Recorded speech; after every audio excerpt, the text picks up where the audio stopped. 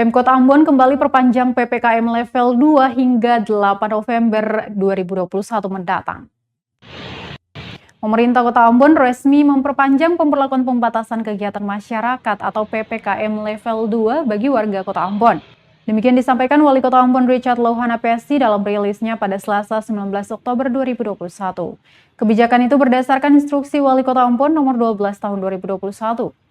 Dikatakan tidak ada perbedaan aturan dalam instruksi Wali Kota nomor 12 tahun 2021 itu dibandingkan dengan instruksi Wali Kota nomor 11.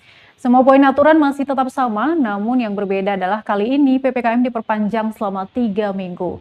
Dirinya menambahkan di luar Jawa dan Bali juga semua daerah sudah berada pada PPKM dengan asesmen level 1, level 2, dan level 3. Untuk Kota Ambon saat ini masih bertahan pada PPKM Mikro level 2. Dirinya menandaskan dalam peta resiko penyebaran COVID-19 di Maluku, Kota Ambon masih berada pada zona kuning atau resiko rendah dengan skor 2,89 poin.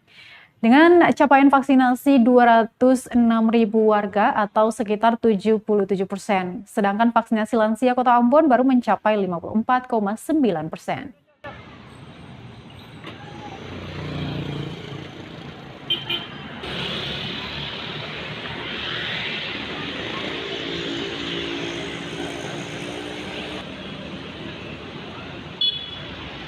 Terima kasih sudah nonton. Jangan lupa like, subscribe, dan share ya.